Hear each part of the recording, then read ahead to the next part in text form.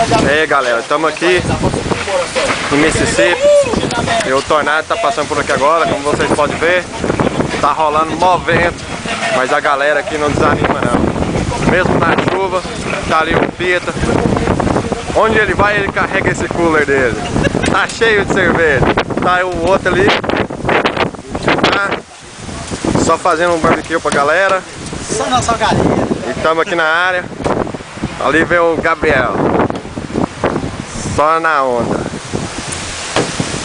Enquanto isso, os americanos estão com medo, estão ali dentro da van, dentro do trailer, dentro do baúzão. Aqui a galera.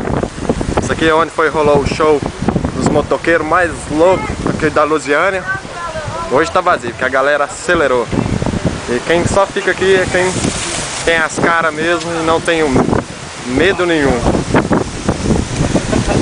Então é isso aí. Um pouquinho da galera aí, começando já. Acordamos.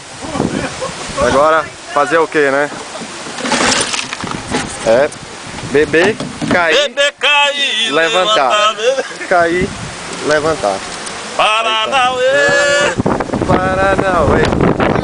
Ó, a parada já começou, cada vez mais forte. Vai jogar com só? Tem uma bruta aqui.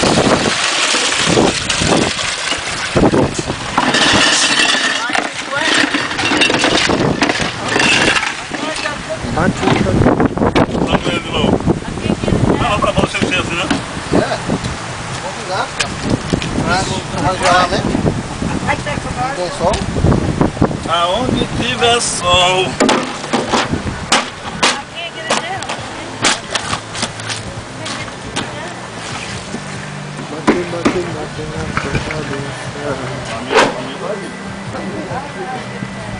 Mas qual é a sua?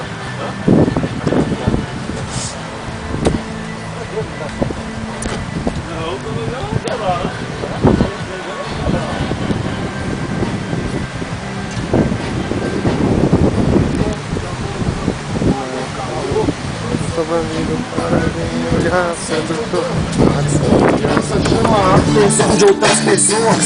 Minha ideia eu valorizo. É o meio de transporte que você tá tendo no momento. E eles vêm que moram aqui.